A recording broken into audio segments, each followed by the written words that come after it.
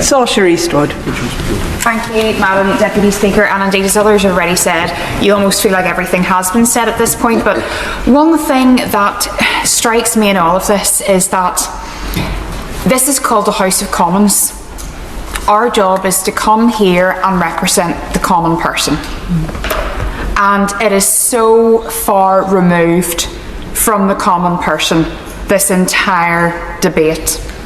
But we are dealing with a situation where the Prime Minister of the day is now saying that he regrets the appointment of Mandelson. And I'm not going to get into the whys and wherefores of DV and strap and CTC and everything else, because my people in Lagan Valley don't know what that means. And a lot of people are banking on the ordinary man and woman on the street not to know what that means.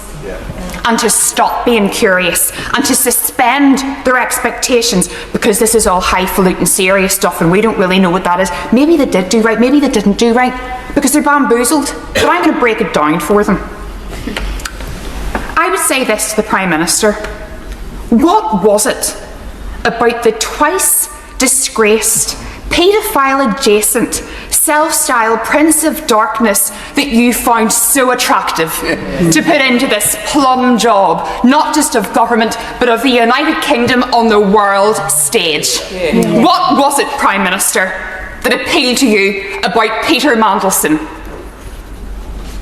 We still don't have the answer. No. We still don't have the answer. No. But all I know is that my constituents are disgusted with all of this. Yeah. And this isn't the first time, it's not the second time, it's not the third time. It has been going round in a merry-go-round no matter who it is. And I am indignant, and I am outraged. And a lot of people in this building are expecting us to no longer be outraged. We'll be outraged. Because if we can't prove that this works, we know he's going to step into the shadows. We know he's going to be out there setting the algorithms. We know who is going to be preying on the carcass of what was a once great democracy. And we've seen other democracies fail. Let's not fool ourselves that the UK is immune from this.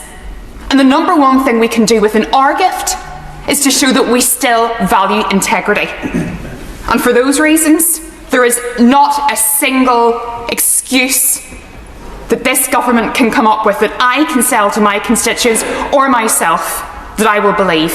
And for those reasons, I believe that the Prime Minister needs to go, not just for his own party, but more importantly, for the sake of the country. Dr. Ben Spencer.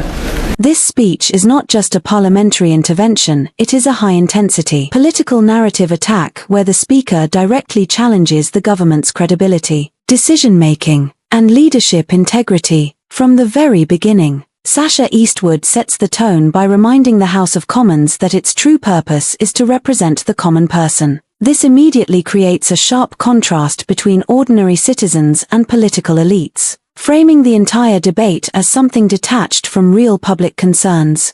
She builds this disconnect further by criticizing the use of complex political jargon and bureaucratic language. Terms like DV, strap, and CTC are highlighted as examples of how governance has become so technical that ordinary people cannot understand what is being discussed in their name. This is not just a complaint about language, it is a deeper argument that democracy itself becomes weakened when the public is excluded from understanding decisions that affect them. The message being constructed is that complexity is being used as a shield, whether intentionally or not, to distance accountability from the people. The speech then shifts into a more direct and confrontational phase when she questions the Prime Minister about the appointment of Peter Mandelson. Here, the tone becomes sharper and more personal. She does not simply ask for justification. She challenges the reasoning behind choosing someone with a controversial past for such an important position. This transforms the discussion from policy explanation into a moral and ethical interrogation of leadership judgment. The implication is clear. This is not just about a political appointment, but about the standards and integrity of those making the decisions. As the speech continues, emotional intensity increases significantly. Words such as outraged, disgusted, and indignant are repeatedly used, which serves to amplify the emotional weight of the argument. This repetition is a deliberate rhetorical strategy designed to transform personal frustration into collective public sentiment. The speaker is no longer just expressing individual dissatisfaction, she is positioning herself as a voice of widespread public anger and concern. A critical turning point in the speech comes when she warns about the fragility of democracy. She suggests that if integrity and accountability continue to erode, democratic systems themselves could be at risk of collapse. This elevates the argument beyond a single controversy and reframes it as a systemic issue. It introduces a sense of urgency and danger, implying that what is happening is not isolated but part of a broader institutional decline. The narrative shifts from criticism of a decision to a warning about the future stability of governance itself.